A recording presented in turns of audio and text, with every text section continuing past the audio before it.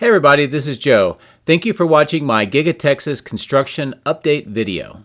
For today's standalone video, we've got a mystery to discuss here at Giga Texas, and I'll provide some of the clues, some possible explanations, some additional information for context, but I want to caution you, a lot of this is speculation. Are you ready to dive in and take a look? Let's get ready to go. A special thank you to all of my outstanding Patreons for your continued encouragement and support. Patreon members get access to hundreds of high-resolution photos, previews of the future material, and direct dialogue with me. If you would like to support my channel, please consider becoming a patron using this link, which is also in the video description. Please also consider hitting the like and subscribe buttons, as this helps as well. Thank you. This discussion builds on previous information that I presented on my 12 January 2023 video, so I recommend you take a look at that for additional context. But what this has to do with is one of the major projects that we discussed called Die Shop, and we talked about the building permit, we talked about the TDLR licensing permit and information. I also provided you this map that you can see and where it is located on the site, and we discussed some other details. But the fact that it's called a die shop has created some mystery, and I think it's warranted that we take a look further. So in that video, I showed you this information with a rough rendering of what the building may look like, the current construction status, some of the basic structural elements of this building. And again, I also showed you where it's located, right to the west of the new battery cathode plant, also under construction. However, the term die shop makes a lot of interesting thoughts that come to mind, particularly if it has to do with some large dies that are used in the main building, or if it could be something else. And also, this is being constructed right next to the battery cathode plant and also the cell test laboratory. So let's dive in a little bit more and discuss what this could actually be. So when I first covered these documents and the die shop term, the first thing that came to mind is that this may be a facility to perform maintenance or repair of the large and very heavy, which is many tons in weight, dies that may be used in the stamping machines, the southeast side of the building, or maybe some of the Gigapress casting machines in the northeast side of the building. And you can see with these images kind of an idea of what some of these dies might look like. I also want to acknowledge the considerable inputs and ideas from two of my Patreons, David Harris, MD, PhD, and also Desi Doolin. I couldn't do this without your support, so thank you very much. And just to give you more context, here's a look into the casting machine structure very recently. You can see the 9,000-ton Gigapress being assembled, but in this entire section, they already have capability to do die maintenance and repairs. In fact, they have these DMG Mori milling machines and other devices in the casting machine structure to do this very thing. And here is an image inside the stamping machine structure at the southeast side. You can get an idea of these very large machines that stamp out body parts from rolls of steel or aluminum. And with the arrows, you can see some of the dies and also some other machinery that are already in place to perform the die maintenance, repair, and testing. So that's very interesting to realize that this already exists. Also, while we're talking stamping machines, I thought you might find this information very interesting and also thought-provoking. According to the American Industrial Company, stamping presses for automotive body parts can be used for a variety of metals. We've talked about aluminum, we've talked about steel, but as you can see here, they are also useful for stamping out and pressing various body panels made of stainless steel. Do you have any idea of any products that Giga Texas might be producing that could use devices such as these? Could this also be the AIDA stamping presses being installed in Stamping 2 on the south side of the building? Just some food for thought. So let's get back to discussing the dies themselves and thinking through, does this make any sense that the die shop would be a new one built over by the battery cathode plant? As I mentioned, these dies are very heavy, they are highly specialized, They have very tight tolerances so that they can make the proper body parts or castings, and they have specific shapes, all of which makes them difficult to maneuver, and you need very large bridge cranes to do so. And also, some of my Patreons and myself and some other viewers were thinking, does it make sense to try to transport these very heavy dies long distances outside of the main factory where the machines that use them are located? It would be very risky, and it would probably invite some unnecessary issues and potential for damage during the transportation and the movement across the site. As you can see in this image, from the stamping to the Gigapress area to the die shop is very long. It's about 1.5 miles worth of driving. It would also require some heavy lift cranes, or the bridge cranes that we know are already installed in casting and the stamping machine structure. And it would also require some pretty hefty transport vehicles to do this, all of which invites a lot of unnecessary movement and complication. And as I mentioned, the driving distances involved, especially from the stamping machine structure, would be about 1.5 miles of driving, or 2.4 kilometers. So there has to be a better explanation for what the die shop is for.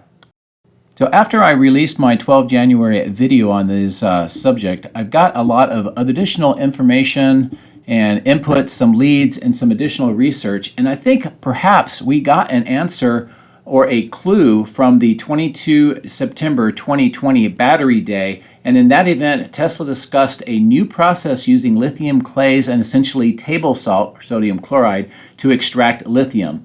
They talked about this process being much more efficient and reducing a significant amount of costs, and it uses predominantly an electric methodology to do so.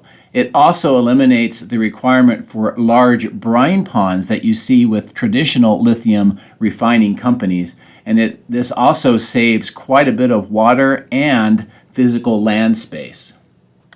So before we continue with the discussion, I do want to warn you that you are entering the speculation zone, where much of what I talk about now is generated from inputs, some ideas from my Patreons and viewers, my own observations, and trying to put together some information that we have obtained over the last couple of years. With that warning out of the way, let's talk about a few processes that could further and better explain what the term die shop at Giga Texas may be. And we'll talk about some of the clues along the way. The first of these clues is that 3 facilities, the die shop, the cathode plant, and the cell test lab, are all being built simultaneously in the same location. So it would stand to reason that these are more related to lithium refining, processing, and testing. The second clue comes from the building permit itself. Now, they use some very interesting language, and it's sometimes very difficult to really understand what they mean. But in this particular case, you can see it talks a lot about underground sanitary and storm. We've seen quite a bit of plumbing work being installed in and around the foundation that's under construction. Above ground sanitary, vent, domestic cold water, storm, and single story with 2 water heaters involved with the construction. And this signifies that there's most likely going to be something to do with water or liquid processing that goes on in this facility. The third clue comes from a couple of processes that may be involved in this facility. First one is called dynamic ion exchange, or DIE, and a similar and possibly related process called direct lithium extraction, or DLE.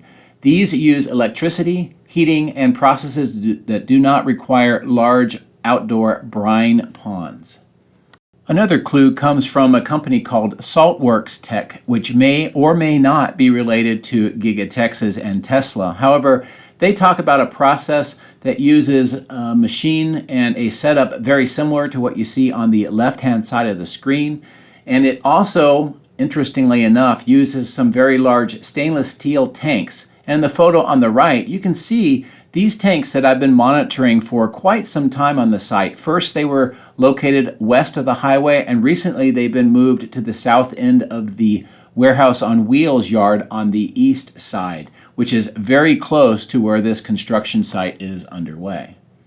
These stainless steel tanks have been a mystery for quite some time, and I've not been able to figure out where they would be utilized. Clearly, they're not being used in the main facility. I would say that they're going to be used in this new facility, the die shop. So as part of this discussion, and as I mentioned before, I'm using Saltworks as an example. I do not have any information saying that they are related to or have any working agreements with Tesla. However, they have a great deal of information. You can see a link at the bottom of the screen. In fact, all of the links are located in the video description, and I use quite a bit of the links in this particular discussion. So if you'd like to get more information, you can take a look at those links as well. However, the reason why I'm using Saltworks is that their processes seem to align pretty closely to the processes that Tesla mentioned at Battery Day. So with these images, I pulled some information from the Saltworks site. Again, the link is at the bottom of the description. And the image to the left describes the process of extracting lithium used by other companies, and then specifically the Saltworks company. And you can see that there's quite a bit of information here. It's a very detailed process with many steps. And I think that they go into really good information and detail on their website. And I won't go into that here. But needless to say, this is an interesting process. And in the right-hand side image, you can see some of the equipment and machinery that they use in their particular process of extracting lithium using an ion extraction process within a facility. And what I will be using this for is, as the cell structure continues to develop and progress with the construction, will we see some of this type of equipment or very similar equipment being installed? And if so, we'll know that we are definitely on the right track. If not, then maybe we'll have a different explanation. But needless to say, I think this is a very good starting point and gives us something to shoot for as construction continues. And possibly, could Tesla be working with companies such as Saltworks for this type of process? Or maybe Tesla is developing their own in-house process. And in any case, this just indicates that there are multiple different new ways to extract the lithium that traditional manufacturers have not used. So I think this is a really exciting possibility here at Giga Texas. It really relates to what we saw at Battery Day a couple of years ago, kind of builds on what Tesla explained. And also, I think this may have larger implications, if this is accurate, than what we realize at this particular point in time. So there you have it, a fairly admittedly speculative discussion about what we may be seeing here at Giga Texas now that we know that there's a structure called a die shop being constructed up near the battery cathode plant on the site. We walked a little bit through some of the options, particularly with die maintenance and repair for the stamping machine and casting machine structures, and why I don't think that that is actually what is going on. We talked a little bit about some other inputs and ideas from viewers and Patreons, and also the September 2020 Battery Day event where Tesla talked about a new process for extracting and refining lithium for batteries. And possibly maybe we're seeing some of the results now from that Battery Day discussion here at Giga Texas. Again, there could be other explanations. I don't know if you think this is plausible or not, but I would love to hear your thoughts in the video comments. I also want to thank my Patreons David Harris, MD, PhD, and Desi Doolin for your outstanding help in putting together this discussion. And I also hope that you found this informative and thought-provoking. And as always, thank you much for watching. I do appreciate your support, and I hope that you found this helpful.